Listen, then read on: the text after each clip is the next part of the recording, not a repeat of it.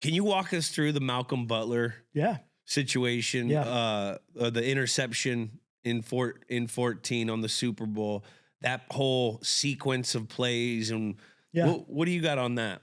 Yeah. So obviously you're talking about great games and certainly the 11 Baltimore team and the why and all of it. That's why I love that one. And obviously you.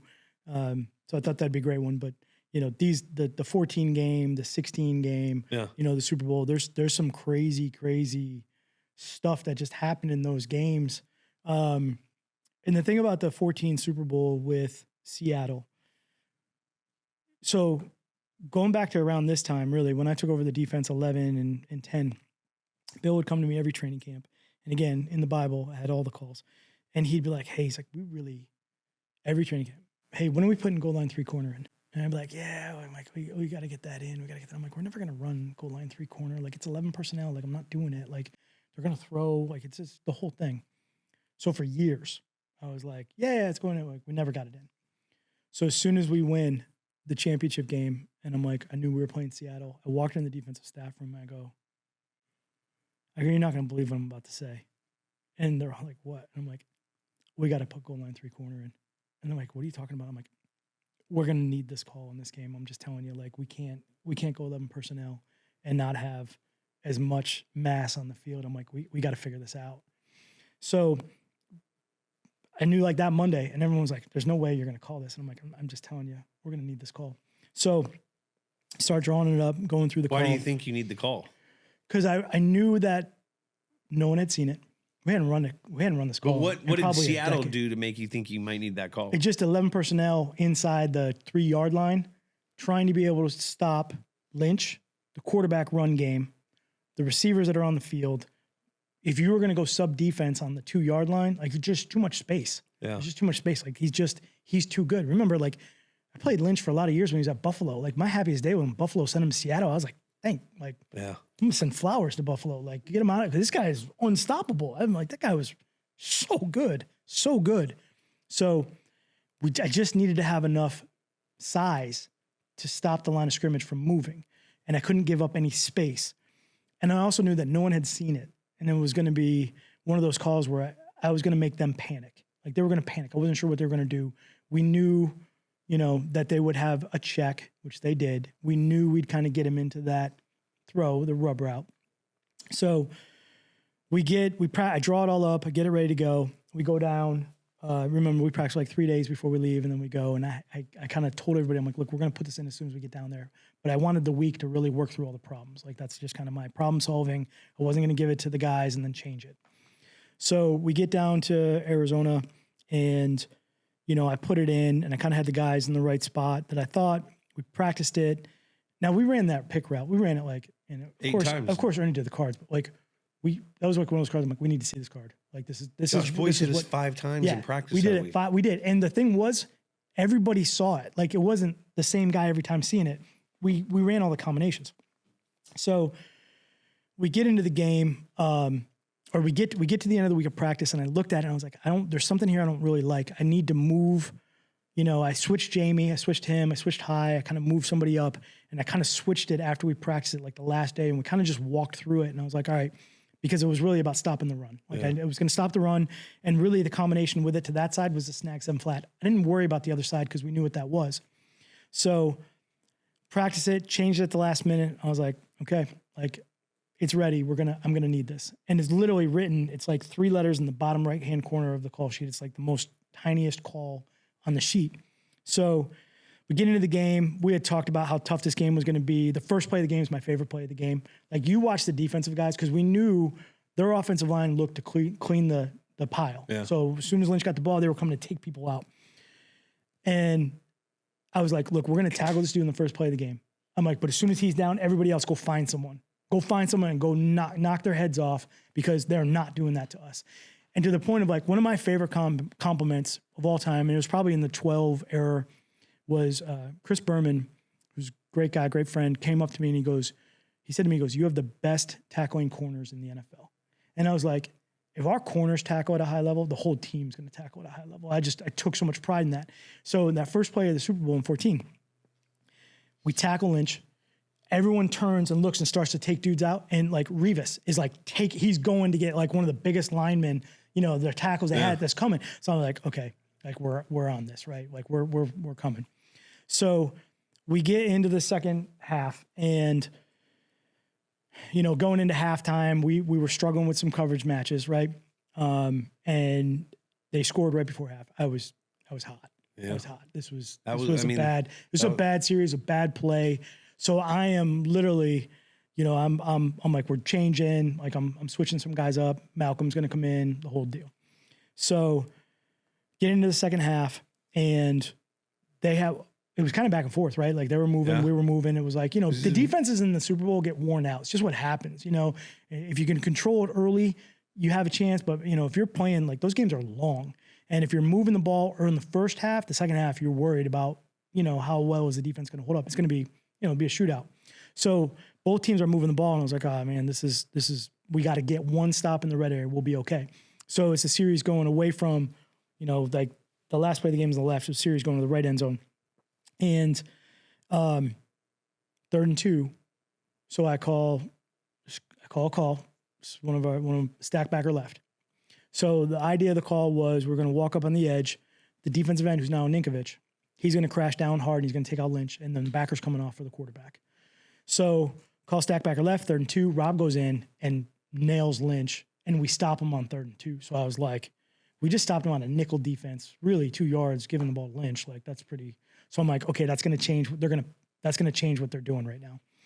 So we get the last drive. They hit, they're coming down.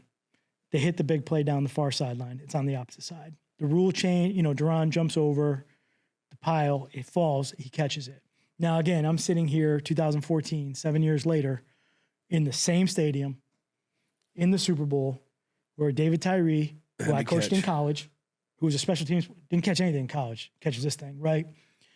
And I'm like, holy F, did that just happen again? I was just like, great play by Malcolm too. I was like, on the seam. We're talking about the seam where he tipped it and Curse ended up doing the back thing. Malcolm's great. There's a great play that Malcolm makes on 3rd down earlier where he goes up and through the pocket and then rips the near hand and gets the ball out. There's a big play in that game earlier to kind of get him off the field to get the ball back to the offense. But so now they line up on him. I click into High. I'm like, they're going to run it, man. Like, and now I'm looking at High's got one arm. I'm like, they're going to run it. We were stuck in the defense and he makes that's an unbelievable tackle. Yeah. Unbelievable tackle. One second arm down. Gets him down. So now the clock is moving. So I know the situation. And so it's one of those moments where really like the clock, like life slowed down for me. Yeah. Like, I don't know exactly how long the seconds were, but for me, it felt like a half hour. So I know the call I want to make. I'm hearing 11 personnel going in the game.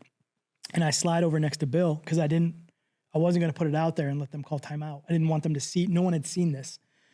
And then so I slid next to Bill and I was like, hey, are you calling the timeout?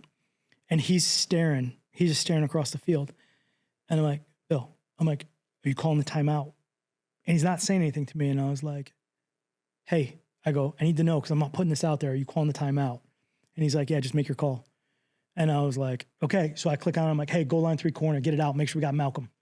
So like I'm down with Bill. Everyone's else down the sideline. So I hear Flo. He's like, Malcolm. He's like screaming because we had changed the coverages. So like later, I'm talking to Bill. I was like, what were you watching? He's like, well, I was watching Pete. He's like, and I'm watching their offense trying to figure out, like, they put the personnel, could they sub? He's watching. And then once we put goal line, he knew we subbed it so late, they weren't going to be able to change. They were going to go to the check. So we were just waiting it out to see who could get it out there last. And I was like, because the helmet communication shuts off. So they weren't going to be able to check the play to Russ. So we get goal line. So they just see goal line. We're signaling goal line. So goal line's going out. Well, automatically to them, they're like, all right, well, we're going to throw. Wait, I have like 6,000 pounds of flesh, like sitting there. I have like Chandler Jones, Dante Hightower, Jamie Collins, Branch, Vince. This is like a 18-wheeler out there. Yeah. Like, I understand, like, just give the ball to Lynch, but like we had just stopped him on, like, these are like some of the best players in the NFL right there. Yeah. So I was like, they're going to panic. They're going to throw it. I was worried about the snag 7 flat. So that was built. So I watched them build. So I'm watching in my end, I'm watching the left side. And I'm like watching them build. They bring the receiver over. You think that the rub is all good? We're good on the rub. Like they're going to go to the snag 7 flat. the guy to have a play to the other side. They're going to pick the linebacker. So I'm like, so I'm on with high. I go, hey, make sure you don't get picked here. I'm like, Lynch is going to, this is going to be snack 7 flat to your side. So I'm watching the left side of the offense, the right side of the defense, and ball snapped, and I look, and it's snag 7 flat, and we get picked. Chandler's peeling late because he had the peel call. He had the from the high to high. I'm like, give Chan the call. So Chan's peeling late, but if it was a good throw, I was like, this is going to be a touchdown. And I look, and I'm like, and then they pick the linebacker. So I'm on the headset, and I'm like, all right, here we go. I'm like, all right, it's not the run. I'm like, yeah, we're going to get the snag 7 flat. I'm like, oh my God, they picked him. And then everyone starts screaming. They're like, no, he picked it. And I'm like, who picked what? I didn't even see the play. Oh my. I didn't even see the play on the other side. God. I was so worried because the guy's open in the flat. So everyone's going crazy. And I'm like, what? I don't even know what. I'm like, what happened? Obviously, the best part of the story is Browner, who I love. Yeah. Browner is the one who we're going in half. He's like, Browner knew that personnel so good. He's like, put me here, put them there, right? So to be a good coach, the best thing you can do is just listen to your best players, listen to your smart players. So that was the matchups that we did. But when they built the stack, Browner looks at Malcolm and goes, listen, I'm going to choke the shit out of him. You just go. And if you watch the play, he's literally got his hands around his neck. Yeah. And then Malcolm just goes. So I didn't see any of that. I'm like, we got picked. Everyone's like, no, he picked it. I'm like, who? I didn't even know we had the ball. Yeah. So that was like chaos is going on. So now, again, I'm nervous because I'm looking at the clock. I'm like, oh my God. I'm like, the ball's like on the inch line here. No safety. Like right. So I'm like, they're going to get the ball back. I'm going through situational plays. No one wants to listen to me because I'm like, what are we going to do? What are we putting out there? Because I'm panicked. Like, we're going to be back on the field. And obviously, we get the thing, the game's end. And I turn around and Revis is running at me and he jumps and I like catch him. Like, do you know how thick Revis is? Revis thick? His low. This is what he was so good. He was so strong. So he cracks my back.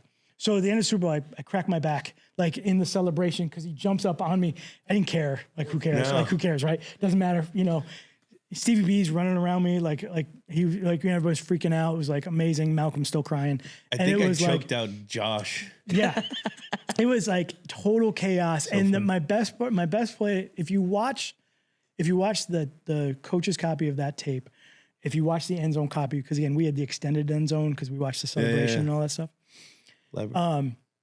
In the back of the end zone is the Seattle mascot. It's my favorite thing in the whole world. He's standing there, and you can see him as right before the snap, you can see him.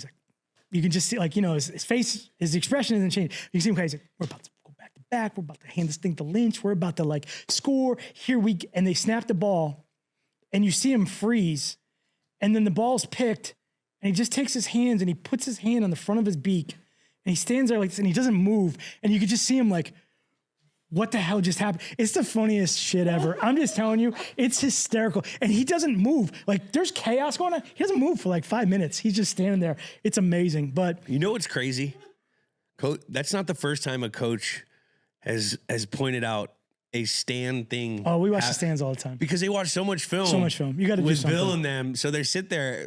Chatty O would come in there like, look at this guy pour a beer on this guy in this play. My favorite, every year, I'd watch. What the fuck, Chad?